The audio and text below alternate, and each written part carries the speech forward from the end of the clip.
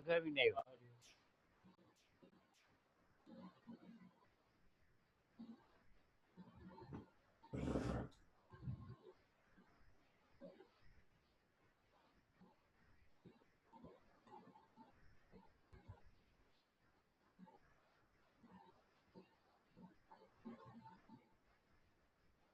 હા બસ બસ.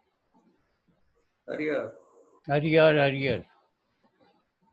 મિતેશ આવી ગયો? ના, મિતેશભાઈ નહીં હોય, ગંગારામભાઈ છે. તો પૂછો, ગમે એવું ચારસો હાથ કરીને પૂછો. હા ગોવિંદભાઈ. હરિહર સ્વામીજી, હા બોલો.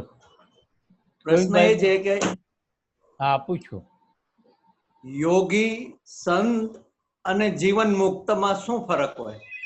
યોગી, સંત સંત અને જીવન મુક્ત. જીવન યોગી ને સંત એ બધા એક જ છે. જીવન મુક્ત એ જે જીવન મુક્ત ખરેખર થયો હોય એને જીવન મુક્ત કહેવાય, પણ પછી એને સંતોય કહેવાય, યોગી કહેવાય, બધું એને બધું એક જ છે. આગળ વધેલા ને સંત કહેવી શકાય, એક જ છે ત્રણેય. મનોજભાઈ તમારે કાંઈક બોલવું હતું, તમારે કંઈક કહેવું હતું.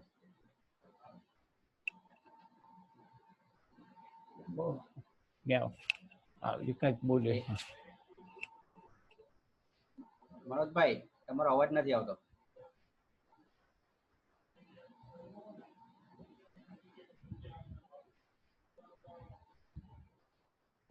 માઇક નથી ચાલુ. हेलो હા બોલો. हेलो हाँ। स्वामी जी, बापू एम कहता था हाँ कि होने में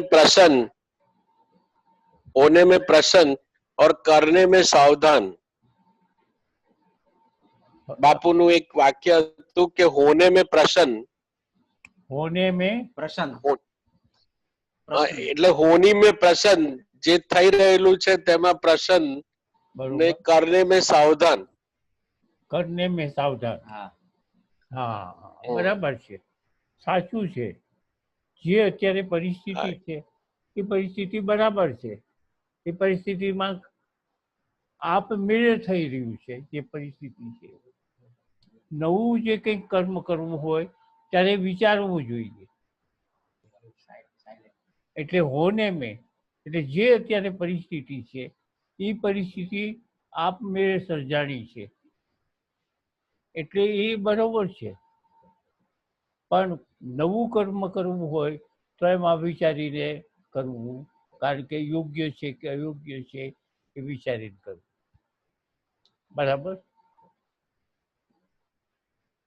સમજાણું? બરોબર. હા સ્વામીજી, સમજાણું છે. પણ એટલે તમારી પાસે હા બોલો બોલો. સાંભળ્યું છે. હોને મેં એટલે એમ કે ભાઈ જે થઈ રહેલું છે તેમાં આપણે કશું કરી નથી શકતા, અથવા તો એટલે જે આપણે કરવાનું છે તેને યોગ્ય રીતે કેમ કરી નથી શકતા, અથવા ક્યાં આ જે સેન્ટેન્સ છે તેમાં આપણે ક્યાં તકલીફમાં મુકાઈએ છીએ તે મારો પ્રશ્ન છે.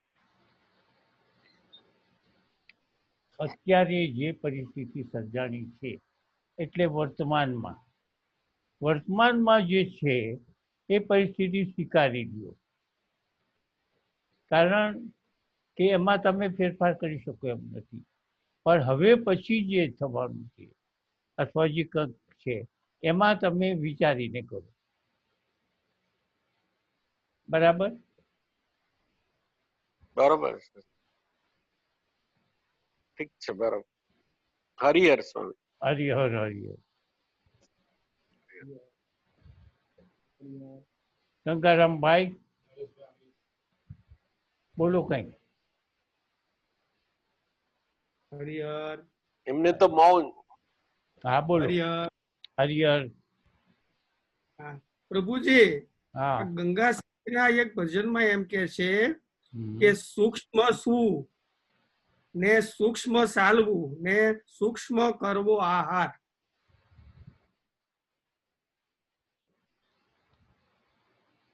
સૂક્ષ્મ સૂવું, સૂક્ષ્મ સૂવું અને સૂક્ષ્મ ચાલવું અને સૂક્ષ્મ કરવો આહાર. આમાં જો ને ક્યાંક થઈ શકે છે ક્યાંક. ગીતામાં કીધું છે,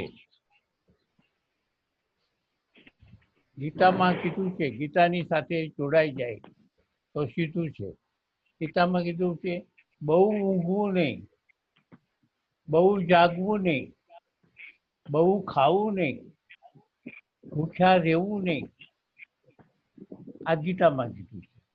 અતિશય ખાવું નહીં, અતિશય ભૂખ્યા રહેવું નહીં, અતિશય ઊંઘવું નહીં, અતિશય જાગવું નહીં. આ ગીતામાં સૂત્ર છે.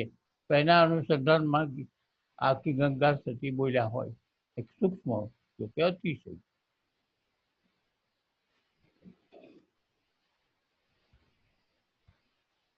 હા બોલો મિતેશ, તું કાંઈક કે. અરુણભાઈ ના સવાલ. ક્યાં છે? હા અરુણ બોલ.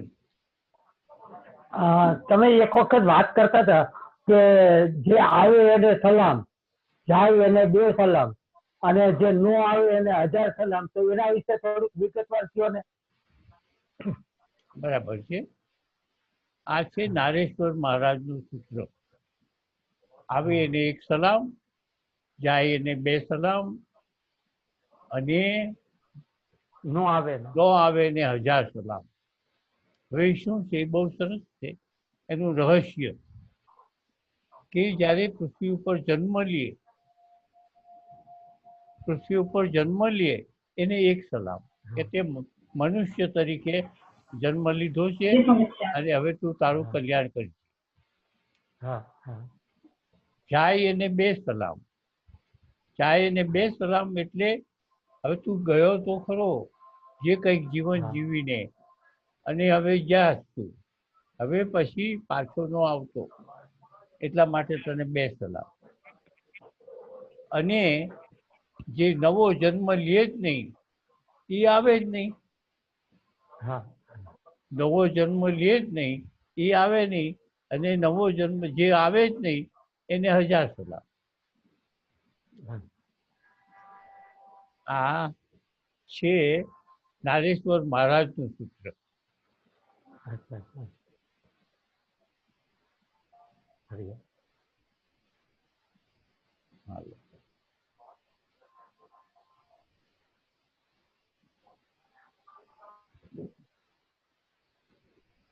મિતેશભાઈ.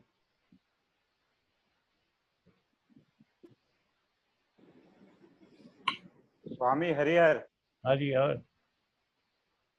મારો એક પ્રશ્ન હતો સ્વામી હા કે બોલો. પેલે દિવસે તમે બ્રહ્મ માટે કીધું કે બ્રહ્મ એટલે તમે સ્વયંને જાણો એટલે બ્રહ્મને જાણો, પણ ઈ જવાબ થોડો શોર્ટમાં લાગ્યો.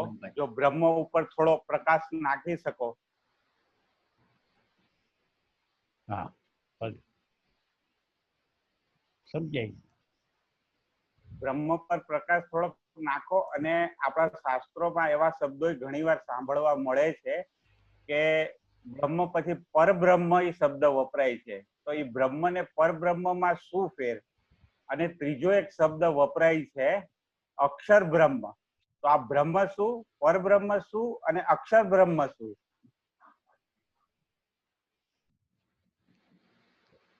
આપું. હવે એક વ્યક્તિ છે, એક ગોવિંદભાઈ છે. હવે ગોવિંદભાઈને હું એમ કહું કે શ્રી ગોવિંદભાઈ, પછી બીજા કોઈ કેમ કહે કે માનનીય ગોવિંદભાઈ, પછી કોક ત્રીજો વળી એને બીજું કંઈક ઉમેરીને કહે. એમ બ્રહ્મ તો બ્રહ્મ જ છે, પણ એને આગળના ભાગમાં એને ઉપમા લગાડવામાં આવે છે, અલંકાર. એ જ છે. બરોબર બરોબર બરોબર. એટલે બ્રહ્મ એક પરબ્રહ્મ બ્રહ્મ અને અક્ષર બ્રહ્મ એ બધું એક જ છે, કોઈ ફેર નથી. ફેર નથી. એ અક્ષર બ્રહ્મ એટલે શું કીધું? અક્ષર જેમાં ક્ષર ન થાય, જેમાં ક્ષર ક્ષર એટલે નાશ, નાશ ન થાય તેવું બ્રહ્મ. એ તો છે. બ્રહ્મ તો છે જ એવું. હા, અક્ષર બ્રહ્મ એટલે નાશ ન થાય તેવું બ્રહ્મ. એટલે એની ઉપમા લગાડી. લાંબા લાંબા ફલાણા ભાઈ એટલે એ તો જે છે એ છે જ, પણ લાંબા છે. એને કહેવામાં આવ્યું આગળના ભાગમાં કેબલા ભાઈ ફલાણા. એટલે એ આગળના ભાગમાં જે લગાડવામાં આવે છે એ તો ખાલી એની ઉપમા લગાવે.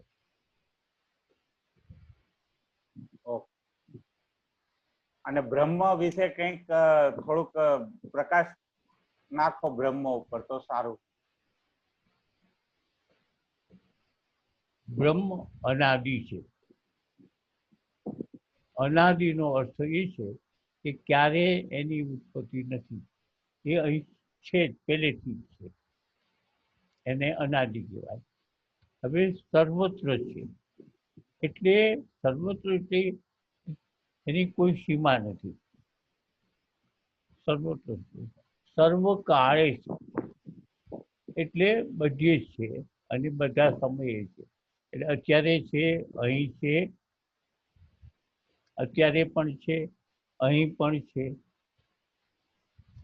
બ્રહ્મ ક્યાંય કોઈ જગ્યાએ નથી એવું નથી અને ક્યારેય નથી એવું પણ નથી.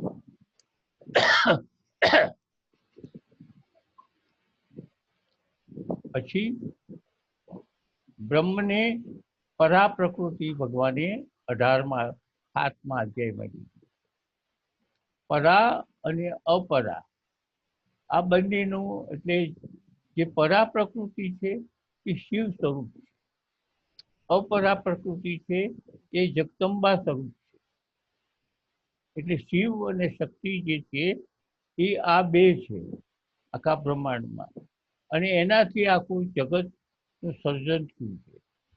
જે અર્ધનારેશ્વરનું મૂર્તિઓ મુકાય છે, અર્ધનારેશ્વરના જે ફોટાઓ બનાવાય છે એ આ છે, પણ આ પ્રતીક છે માત્ર.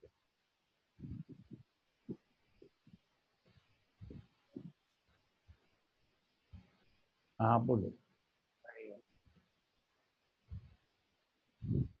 થઈ ગયા ભાઈ, આવી ગયા.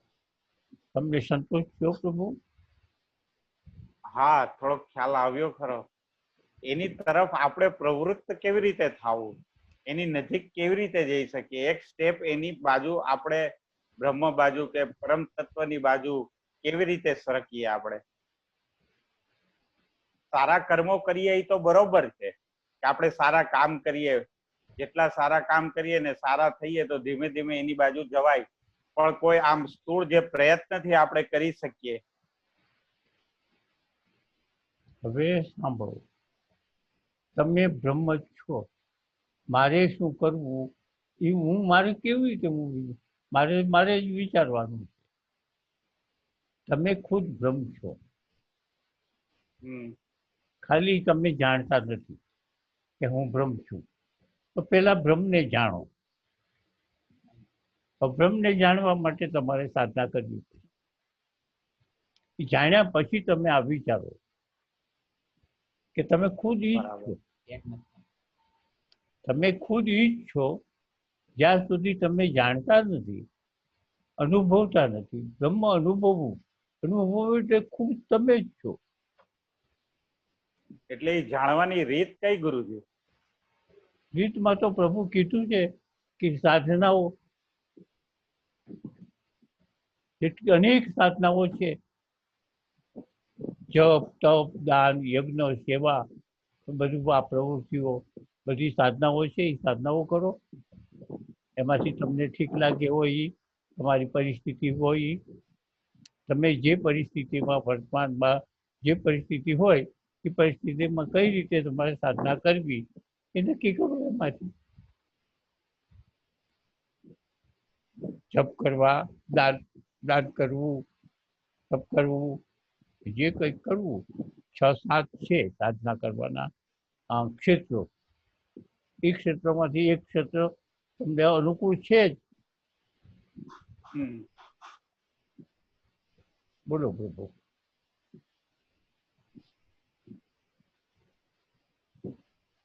બરાબર છે? બરાબર બરાબર ગુરુજી. સંતોષ? સંતોષ સંતોષ.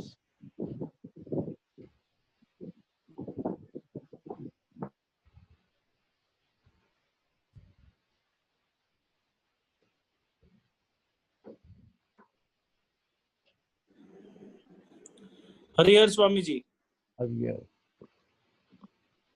હવે તત્વજ્ઞાન એ સહજ અવસ્થા, હા, આપણો જે ગ્રંથ સ્વામીજી તમે જે પ્રસાદ આપ્યો એમાં 2 બાબતો એવી છે સ્વામીજી કે સમાજ બહુ સરળતાથી એને સ્વીકૃત ન કરે. પહેલી વસ્તુ કે ગર્ભમાં જે બાળક હોય એ બાળક માતાનો નથી, એવી એક જગ્યાએ સ્વામીજી તમે એક અનુભવ તમારો જણાવ્યો છે. અને બીજો કે જે 5 કોષની તમે વાત કરી છે એ તદ્દન સમજણપૂર્વકથી લોકો નથી વર્ણન કરતા કે એક પછી એક કોષ જેને કહેવાય સ્વામીજી. તો આ 2 બાબતની સ્વામીજી જરા એક સ્પષ્ટીકરણ તમે આપજો. હા.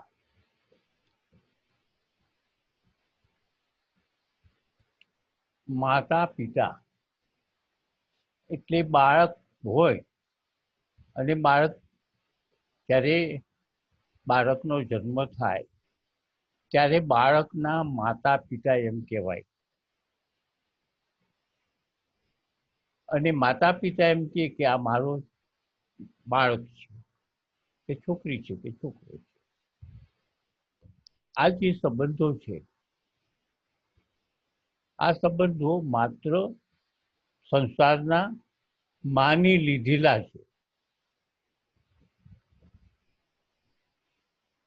માનો કે માતા પિતાએ, હવે એમ કરીએ આપણે કે માતા પિતાના એક સંયોગ થયો. એ સંયોગ જે થયો એ માત્ર પોતાના આનંદ માટે થયો.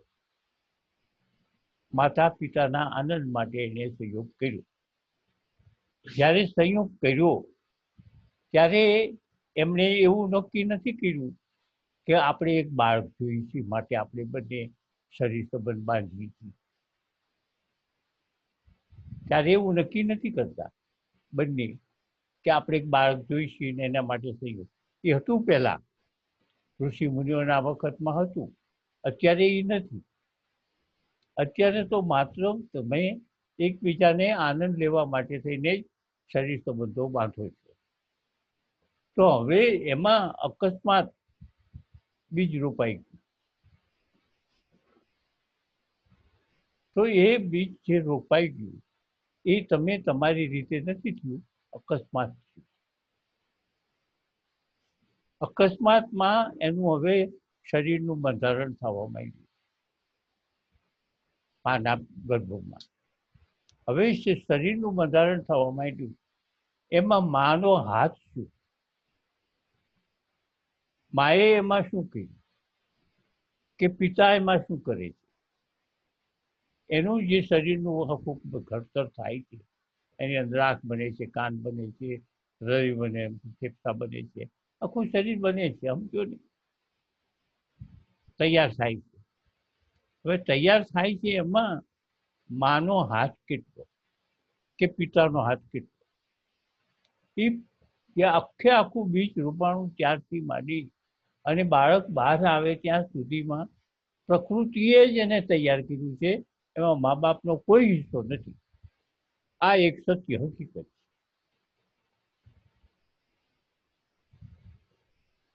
હવે એ ખોખું 5 મહિનાનું તૈયાર થયું બાળક. ત્યાર પછી જીવ આવ્યો. તો જીવ ઉપરથી આવ્યો એટલે બીજા શરીરમાં ક્યાંક હતો અને એ ફરતો ફરતો એને જે ઋણાણુ બંધ પ્રમાણે એને જે શરીર જોતું હતું એવું એને શરીર મળે છે, એટલે એમાં એ આવ્યો. હવે એ જીવ બીજે કોઈ શરીરમાં હતો અને અંદર અત્યારે આ ગર્ભમાં આવ્યો, એમાં મા બાપનો કાંઈ સગો હતો એ જીવ? એ જીવ જે બહારથી શરીર છોડીને આવ્યો અને અંદર પ્રવેશ્યો શરીરમાં, નાના માના ગર્ભમાં અંદર જે બાળક કે જીવમાં પ્રવેશ્યો, હવે એ બધું તૈયારી બાળક થઈ જીવ સાથે. જીવે આવી ગયો, શરીર બરોબર બની ગયું, એ બહાર આવ્યો. બહાર આવ્યો ત્યાં સુધીમાં મા બાપનો કાંઈ હાથ કરો, મા બાપે કાંઈ કરતા નથી. પછી બહાર આવ્યા પછી તમે એમ કહો કે અમારો દીકરો કે અમારી દીકરી શેની શેની કેવી રીતે દીકરા કે દીકરીની વાચા આવી જાય ને તો એમ કે તું શેનો? અર્જુનને જ્યારે અભિમાન્યુને માર્યો હતો અને ત્યાર પછી પાછો આવ્યો અર્જુન અભિમાન્યુ મર્યા પછી, ત્યારે એને બહુ વલોપાત કર્યો. અરે રે મારો દીકરો કેવો બહાદુર હતો, કેવો આમ હતો, કેવો હતો, કેવો સરસ, હવે મારે ક્યાંય ગયો, ક્યાં શરીરમાં ગયો, શું કર્યું છે, ભગવાનની વાહે પડી ગયો છે, મને બતાવો હવે એ ક્યાં છે. ભગવાન કે ભાઈ કાંઈ છે નહીં, આ તો એક ઘટમાળ છે ને એમાં આવ્યો ગયો લડાઈમાં થાય છે. કે ના, મને મારો વાલો દીકરો મને બતાવો. તો પછી અમને માયા રચી અને જોયું, પછી એક પિંજરામાં પોપટ હતો, એટલે એક ગામ લઈ ગયા, બારગામ લઈ જઈને પિંજરામાં પોપટ હતો. એને કીધું અર્જુનને ભગવાને કે જો આ તારો દીકરો. એટલે અર્જુન બોલો પાછો, અરે રે બેટા તું આમાં આવ્યો, તું આમ છે તેમ છે, તારા માટે થઈને હું આમ હતું તેમ હતું, બળોપાત કરવા માંડ્યો. ત્યારે પોપટ બોલ્યો, કોણ છે તું? મારો બાપ છો? કેવી રીતે બાપ છે? શું તું વલોપાત કરે? જીવ પહેલાય નહોતો, પછી નહોતો, ક્યારેય નથી. જ્યાં સુધી આપણા શરીરમાંથી નીકળેલો જે બાળક છે ત્યાં સુધી આપણે એને દીકરો કહીશું, દીકરી કહીશું, કે જે કહીશું તે સંબંધો બાંધીએ છીએ. પણ એ સંબંધો ક્યાં સુધીના છે? એ શરીર છે ત્યાં સુધીના. એક જગ્યાએ મરણ થતું હતું, એક દીકરાનું મરણ થયું અને બહુ વલોપાત કરતા હતા મા બાપ બે, બહુ વલોપાત. કારણ કે એનો એક ને અને વારસદાર હવે રહ્યો નહીં, હવે આમ કોઈ તેમને મને મોકલવામાં આવ્યો કે તમે આને કાંઈક બહુ વલોપાત કરે છે તો તમે જાઓ ને જરાક વલોપાત ઓછો થાય. એટલે મેં ગયો, મેં કોણ મરી ગયું સીધું પૂછ્યું. મારો દીકરો મરી ગયો. તારો દીકરો કેવી રીતે? તમે ઊભો કર્યો હતો, તમે બનાવ્યો હતો, આમાં તમારો હાથ હતો કાંઈ? એટલે મેં એ રીતે અકસ્માતની જે થયું એ થિયરી કીધી. તમે જ્યારે તમારા આનંદ ખાતર તમે બે શરીર મળ્યા એમાં આ થઈ ગયો, એ તમારો દીકરો.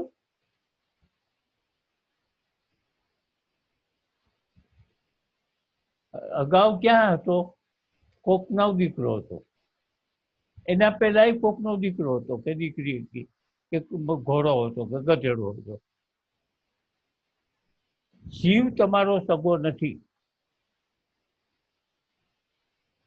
અને અત્યારે અહીંથી છૂટશે એટલે સગો નથી.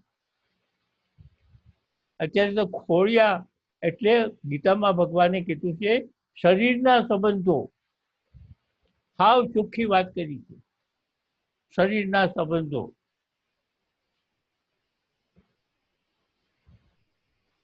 શરીર સાથેના સંબંધો. એટલે તમારે ઘરે એક શરીર આવ્યું, એને તમે દીકરો કીધો, દીકરી કીધી. એવી જ રીતે એને એમ કીધું, ભગવાને કીધું કે આ બધા જે છે, તું દાદા કે, કાકા કે, મામા કે, બધા કોણ છે? એના જે જીવો છે એ તારા સંબંધી છે કે શરીર સંબંધી છે? આ શરીર છે એને ભીષ્મ પિતા કે, આ શરીર છે એને તું તારા ગુરુ કે, આ શરીર છે એને તું ભાઈ કે, દુર્યોધન.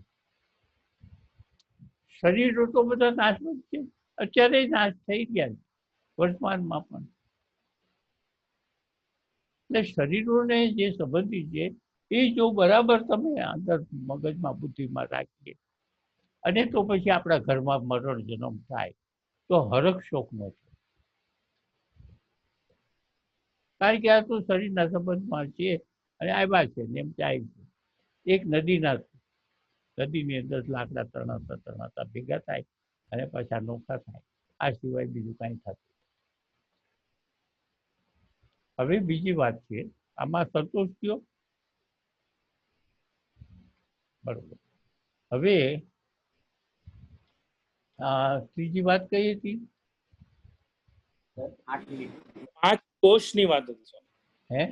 જે 5 કોષ જે હા, બરાબર. સામાન્ય રીતે હોય છે. હા, શાસ્ત્રમાં કોષ કીધા છે. અન્નમય કોષ, પ્રાણમય કોષ, મનોમય કોષ અને આનંદમય કોષ. આ 5 કોષ. એ કોષની અંદર જીવ છે એમ કહેવામાં આવે. શાસ્ત્રોક્તની રીતે કોષ. હવે આ બધા જે કોષો છે તે કેવી રીતે? એક તલવાર છે, એ તલવારનું એક મ્યાન છે. એ મ્યાન ઉપર એક બીજું મ્યાન ચડાવો, એના ઉપર ત્રીજું મ્યાન ચડાવો, એના ઉપર ચોથું મ્યાન ચડાવો. એવી રીતે આપણે આ અન્નમય 5 કોષથી આપણે ઢંકાઈ ગયેલા છીએ. અથવા તો કિલ્લાની અંદર રાજા હોય. હવે એમાં એક કિલ્લો, બીજો કિલ્લો, ત્રીજો કિલ્લો એવી રીતે ગોઠવણ હોય તો કિલ્લાની અંદર રાજા હોય.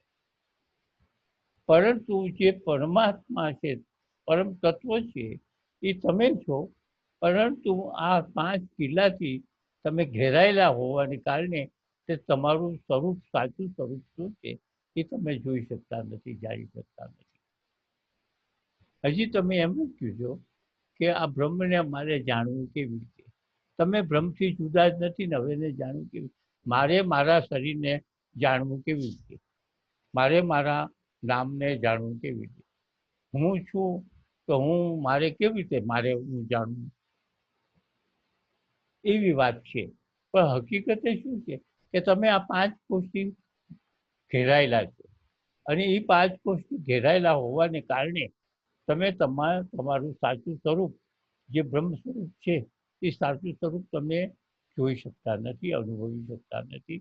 અથવા તો તમે પોતે જે છો એ જ છો એ તમે જાણી શકતા નથી. હવે તો પ્રશ્ન કરશો તરત જ તમે તો એ કેવી રીતે મેળવવું? તો એની સાધનાઓ તો મેં તમને વાત કરી.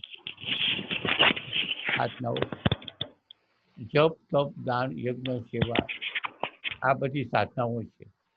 હવે એ સાધનાઓ જે છે એ સાધનાઓ તમે કરતા પણ હોય છો, કરો છો, પૂજા પાઠ કરતા હો, એ પણ કરતા હોય છો, અને દાન પુણ્ય પણ કરતા હોય, કર્મ કરીને સેવા પણ કરતા હોય. કોઈ સાધુઓની સેવા, કોઈ આશ્રમની સેવા, કોઈ દર્દીની સેવા. હવે આ બધું કરો છો તમે, પરંતુ એની અંદર શું થાય છે કે તમે તમારો કરતા ભાવ અંદર હોય. ફળની ઈચ્છા તો પછી રહી બાકીની, પણ કરતા ભાવ તો હોય. અને કરતા ભાવ એવી રીતે સૂક્ષ્મ હોય છે કે તમે અત્યારે એ બધું સમજો છો કે મારો કરતા ભાવ ન હોવો જોઈએ, પણ છતાં કરતા ભાવથી તમે જરાય જુદા નથી.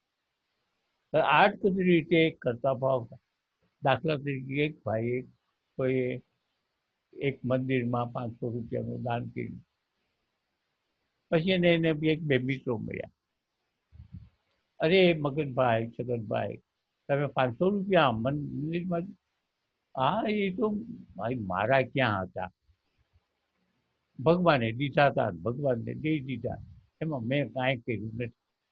આવું બોલ્યો એટલે કરતા ભાવ મટી ગયો? કોઈ કરતા ભાવ તો છે જ, કારણ કે આવું એ બોલ્યો, એને પ્રેમથી સાંભળ્યું, સાંભળવાનું મન થયું.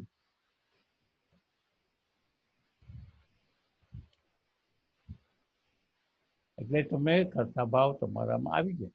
બહેનોમાં જોઈજો, બહેનોમાં દરેક બહેનોમાં મોટામાં મોટે એક માર્ક કર્યો છે. તમે જમતા હો અને જેને બનાવ્યું હોય, માનો કે એ આઈટમની અંદર કઢી બનાવી છે એક જુદી એક બેને, તો પછી જમતા જમતા તમે એમ કઢી બહુ સરસ બની. હવે એ બેને સાંભળ્યું હોય, એ આખી હોય પાછી હોય ગમે ત્યાં, શું કીધું? ફરી વાર કયો તું, આ શું કીધું? આપણે કઈ કઢી બહુ સારી. આ સાંભળવાની ફરી વાર સાંભળવાની ઈચ્છા.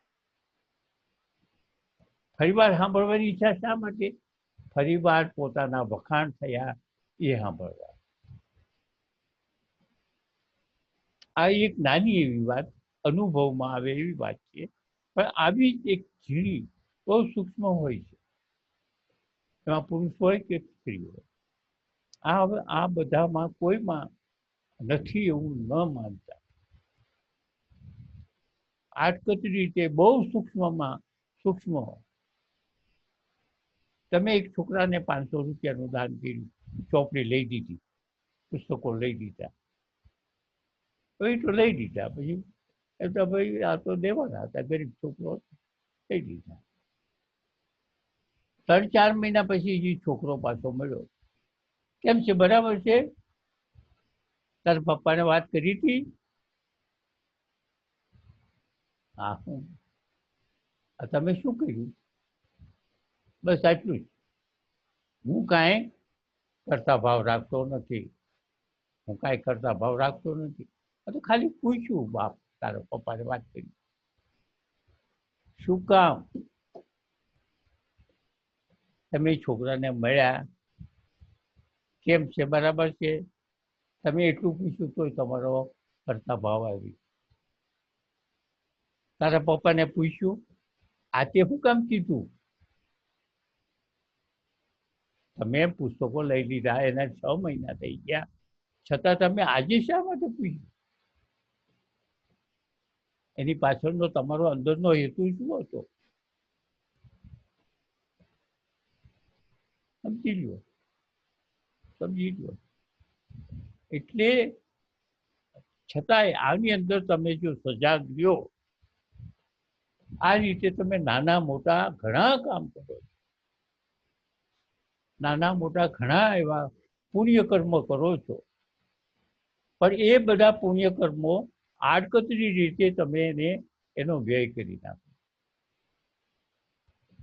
એ જે પુણ્ય કર્મોની અંદર પાછળથી નહીં કોઈ પણ જાતની ફળની ઈચ્છા રાખ્યા વગર કે કરતા ભાવ રાખ્યા વગર તમે ઘરમાં જે કરો છો ને, ન્યાય તમે એ જ કરો છો. મા બાપને રાખો છો તોય તમે એ કરો છો.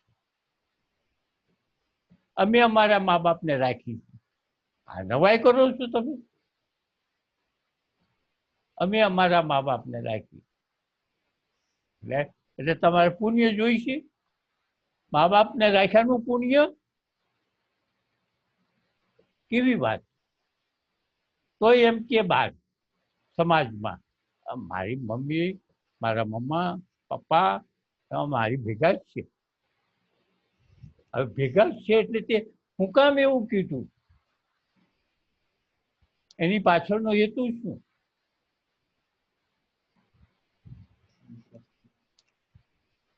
એટલે એ તમારો હેતુ તમારી સારી છાપ પાડવા માટે થઈને સમાજમાં તમે એમ કહો છો કે મારી મમ્મી પપ્પા મારા ભેગા.